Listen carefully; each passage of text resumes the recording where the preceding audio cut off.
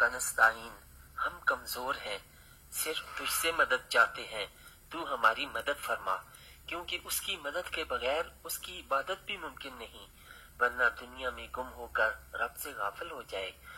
दुआ इबादत की ही एक किस्म है। नबी सल्लल्लाहु अलैहि वसल्लम ने फरमाया, अद्दुआ मुख्खुल इबादा, ये बंदगी का लुबे लुबाब है, खुलासा है। मुझसे मांगो, मैं दूंगा तुमको, मगर उसके देने के अंदाज में फर्क है।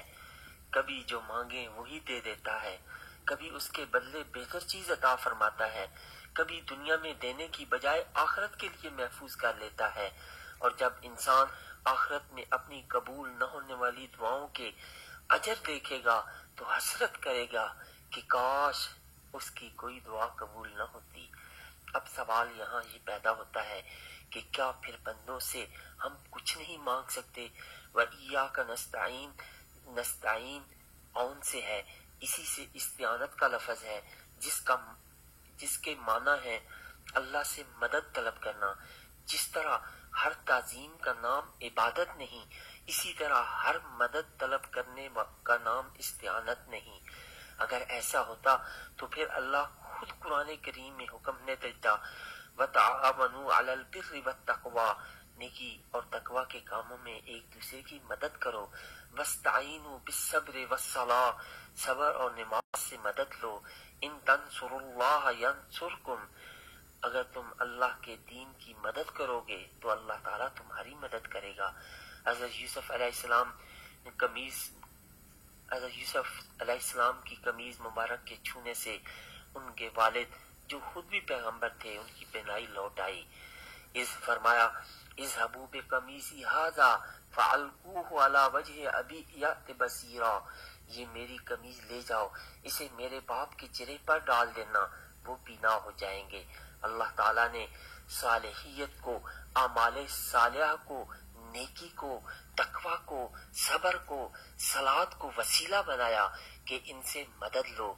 ये आयत इस बात पर भी दलालत करती है कि दुआ मांगने से पहले या मदद चाहने से पहले वसीला जरूरी है। फुजाला बिन उबैद रजी अल्लाह ताला अन्हु कहते हैं कि नबी करीम सल्लल्लाहु अलैहि वसल्लम ने किसी आदमी को नमाज में दुआ करते सुना, जिसने न तो अल्लाह की हम्द की, न नबी करीम सल्लल्लाहु अलैहि वसल्लम पर दरूद भेजा। आप सल्लल्लाहु अलैहि वसल्लम ने फरमाया, इस शख्स ने जल्दी की। फिर उसे बुलाया और फरमाया, तुम में से जब कोई शख्स दुआ करे तो अपने रब की तारीफ और सना से करे, फिर नबी करीम सल्लल्लाहु अलैहि वसल्लम पर दरूद भेजे, फिर उसके बाद जो चाहे वो दुआ करे। ये निसाई शरीफ की और तिरमिज़ी शरीफ और मुस्नद इमाम अहमद की जो है वो हदीस तैयबा है। लेकिन अगर ये हकीकी मददगार अल्लाह है, उसका फैज, उसका इज़्न और करम है कि वो अपने बंदों के दिल में हमदर्दी डाल दे और उन्हें मदद की तौफीक अदा कर दे। ये बंदों का मदद करना, बंदों से मदद तलब करना, ये सिर्फ उसके करम पर है, उसके इज़्न पर है। इहदिनस सिरातल मुस्तकीम, चला हमको सीधे रास्ते पर, यानी दिखा हमको सीधा रास्ता। इहदिना मतलब नरमी और शफकत के साथ रास्ता दिखाना। तेरी इबादत के लिए तेरा रास्ता चाहिए, यानी तू इबादत की तौफीक दे और साथ इबादत का तरीका भी सिखा। कामयाब जिंदगी वो है जिसका अंजाम जन्नत हो, और गलत समझ पर चलना शुरू कर दिया जाए तो मंजिल मजीद दूर हो जाती है और इंसान अपने बनाए हुए खुद साख्ता तरीकों में भटकता रहता है। सिराते मुस्तकीम अल्लाह की तरफ से मुकर्रर करदा वो सीधी राह है जो बंदे को अल्लाह तक पहुंचा देती है, बगैर कजी और कमी और ज्यादती के। ये एक ही राह है जिसको कुरान करीम में हब्लुल्लाह भी फरमाया, जिसको नबी करीम सल्लल्लाहु अलैहि वसल्लम ने मा अना अलैहि व असहाबी से ताबीर फरमाया, जबकि बादल की तरफ ले जाने वाली बेशुमार राहें हैं। सूरह काफ में अल्लाह तबारक व तआला ने इरशाद फरमाया, मैं यहदिल्लाहु फहुवल मुहतद, कि जिसको अल्लाह हिदायत देता है दरअसल वही हिदायत पाने वाला है। और सूरह राद में आयत नंबर 33 में इरशाद फरमाया, वमन युद्लिलिल्लाहु फमा लहु من ہاد، جس کو اللہ بھٹکا دے اس کو کوئی ہدایت نہیں دے سکتا۔ ہدایت دو طرح کی ہوتی ہے، ایک علمی اور دوسری عملی۔ علمی یعنی علم کے ساتھ رہنمائی حاصل کرنا، کسی سے سیکھ لینا، سن لینا، قرآن پاک سے اور دیگر ذرائع سے سمجھ لینا۔ عملی کیا ہے کہ جو سن لیا سمجھ لیا اس پر عمل بھی کرنا، کیونکہ سن لینا کافی نہیں ہوگا جب تک عمل نہ کیا جائے۔ تو اہدنا الصراط المستقیم کا مطلب ہے یا اللہ ہمیں علم بھی دے اور علم پر عمل کرنے کی توفیق بھی عطا فرما۔ حضرت ابو ہریرہ رضی اللہ تعالیٰ عنہ سے مروی ہے کہ میں نے نبی کریم صلی اللہ علیہ وسلم کو یہ کہتے ہوئے سنا کہ اللہ تعالیٰ نے فرمایا کہ میں نے نماز کو، یعنی یہاں نماز سے مراد سورہ فاتحہ، بندے اور اپنے درمیان آدھا آدھا تقسیم کر دیا ہے، آدھا میرے لیے اور آدھا جو ہے حصہ میرے بندے کے لیے، جو کچھ وہ سوال کرے، یعنی بندے کے لیے کیا ہے، جو کچھ وہ مانگے وہ پروردگار اس کو عطا فرماتا ہے۔ میرا بندہ نماز میں کھڑا ہوتا ہے اور کہتا ہے الحمدللہ رب العالمین، تو اللہ فرماتا ہے کہ میرے بندے نے میری تعریف کی۔ پھر وہ کہتا ہے الرحمن الرحیم، تو اللہ فرماتا ہے میرے بندے نے میری ثنا بیان کی، میری تعریف کی۔ پھر وہ کہتا ہے مالک یوم الدین، تو اللہ تعالیٰ فرماتا ہے کہ میرے بندے نے میری بزرگی بیان کی۔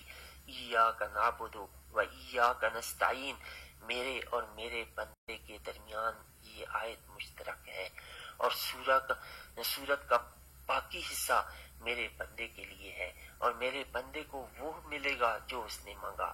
کتنی خوبصورت صورت ہے کہ اللہ اپنے بندے کو جواب دے رہا ہے، اور کس قدر عام صورت ہے، اور اس کے لیے کتنا الرٹ اور یکسو ہونے کی ضرورت ہے۔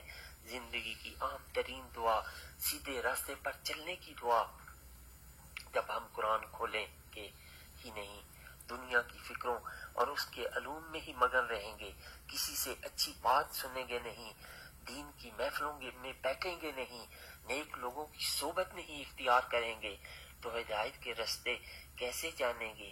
پھر وہ کہاں سے طے ملے گی؟ صراط الذین انعمت علیہم، راستہ ان کا جن پر تو نے انعام فرمایا۔ اور سیدھے راستے کا تعین اور اس پر چلنا کوئی آسان کام نہیں۔ اگر راستہ دکھانے کے لیے کوئی راہبر، کوئی ہادی مل جائے تو دشوار راستے بھی آسان ہو جاتے ہیں۔ اللہ تعالیٰ ہر دور میں ہادی انبیاء کی صورت میں بھیجتا رہا، اور ان کے بعد وہ لوگ جو ان کے علوم کے وارث بنے۔